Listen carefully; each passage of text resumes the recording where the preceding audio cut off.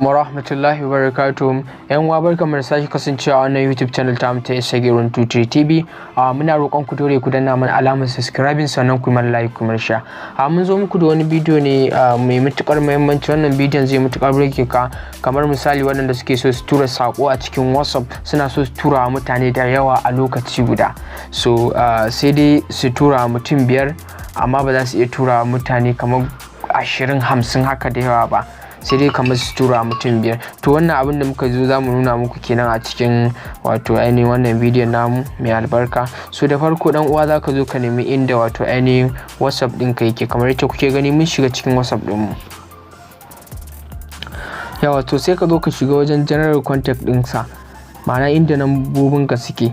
Muna da nambobi wanda muke chatting da su wajen mutum 153. So misali idan muna so mu tura mutum sako, mutane da yawa sako, sai mu zo mu danne kan namban nan mu yi ta makin ɗinsu. Kun gani muna makin 3, 4, 5, 6, 7. So dan uwa kamar yadda kuke gani mun zaɓi mutum 8 dan uwa. Kamar yadda kuke gani mutum 9, 10 har 11 har zuwa 20. So sai ka zo ka wato ainihin danna inda aka saka new broadcast din nan. Kamar yadda kake gani ka danna new broadcast din nan, sai kuma ka zo ka danna inda aka saka wannan kibiyar.